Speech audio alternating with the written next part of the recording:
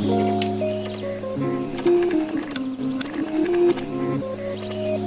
to class. Well, today is cooking class, really, because you know we're about to cook some fried rice. You feel me? But we're about to cook some stuff. Stay for the whole video if y'all want to learn how to make some easy, beginner-friendly fried rice, I guess. Let's get into it.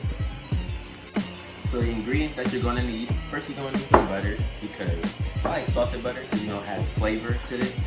You need some eggs, because eggs are good, I guess. Obviously you need fried rice, but you need to make sure it's cold. So like refrigerator rice, or rice you made the day before, just pop it in the fridge and the next day it should be good. You need peas, onions, bell peppers, and corn. These are the vegetables you need. Some people don't like these things. If you don't really like that, there's no problem. You can also use some bacon, because I like putting some meat in mine, and hot sauce, and soy sauce. You can also put carrots in there too.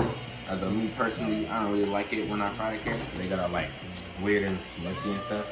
But yeah, these are the main ingredients we're going to be using today. So let's get to cooking. So, you see, when I would cook fried rice, I used to use this wok. It's like a very deep pan. You can use a little pan, although I find it's better to use a wok, simply because if you have the same thing that I do, I use 6 just to cook the eggs, because the eggs is the first thing that you want to start cooking.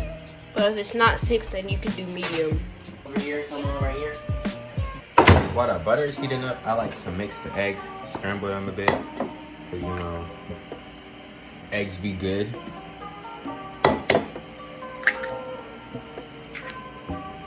Don't put 4 eggs up in there. And me personally, I like to season the eggs so they can get some of that flavor. I like to season it with some garlic powder and also onion powder, but I don't even know if we got none of that. We got minced onions, so I guess I can use that. And then some pepper, because you know, the garlic and the onion flavors are very important.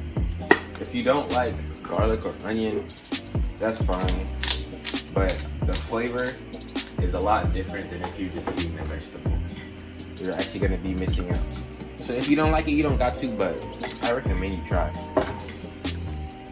I'm sure you guys know how to cook eggs, but you know, if you don't, you know, we're here to learn. So basically, you put some butter in the pan. You can do this with a normal pan. I normally cook eggs in a normal pan. But so you just put them in the pan. You put them on medium high or 6. That's the number we use, heat.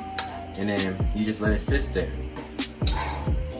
I like to make 4 to 6 eggs depending on how much rice I'm using.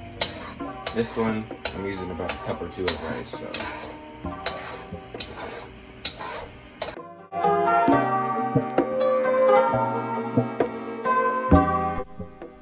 For this part, I like to put it on a paper plate simply because I don't like washing plates when I'm done, so I can just throw it over when I'm done. And then you just gonna leave these eggs here for a second as you're doing everything else, basically. Yeah. And then for a second, turn off the heat, turn this off. Some people like to do this before, but now we're about to go chop up the one that cut up the vegetables. There's more vegetables I'm gonna add, but these are the only ones that you really need to cut. So I'm gonna grab me a piece of this onion real quick, and then we're just gonna slice it into a couple of small pieces. It's best to use fresh onion, but if you don't have any, you can just use minced onion or onion powder. That's what I used to use at first because, you know, I wasn't comfortable with cutting. You just really want to mince it very tightly, because the tighter you mince it, the more the flavor will actually get into everything else, which is very important actually. You don't want it to just be all kind of like weird and like sad looking. Now you want to make sure that it's actually chopped up. And for those of y'all who thought I really couldn't cook, stop playing games with me.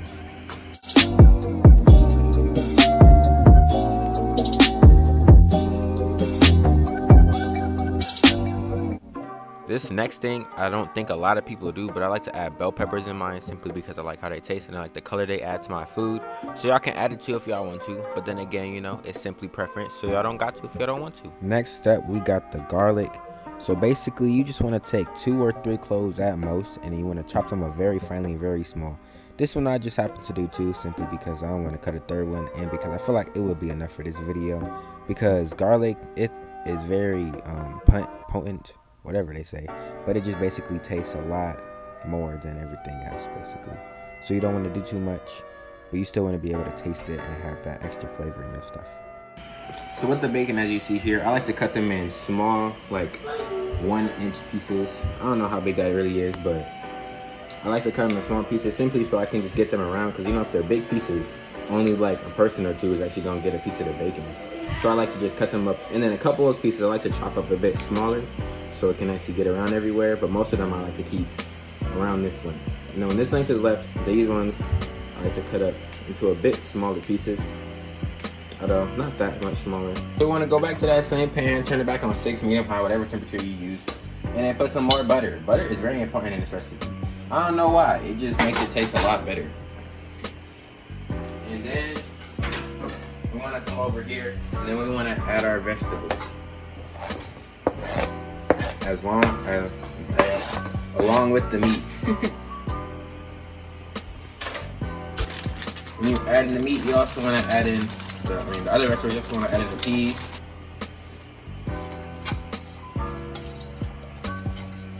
And then you just really want to saute these. You have to make sure that you actually cook these pieces of bacon thoroughly.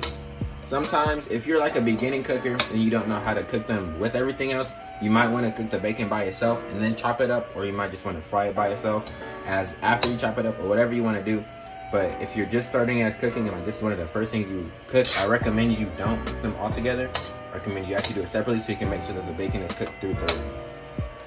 Because if it's not cooked through thoroughly, someone about to get some, I don't think it's salmonella, but some type of poison that they don't really need. Salmonella is only with chicken. Oh, they're gonna get some type of food poisoning. Food That's not poisoning. good. Yeah. And you just really want to let all the vegetables get cooked along with the meat actually being and during this process, I usually like to add just a little bit of soy sauce, not too much, because we're gonna add more into to sort the of rice. marinate it just a little bit. If you guys can smell this right now, you would be so pleased. It smells awesome.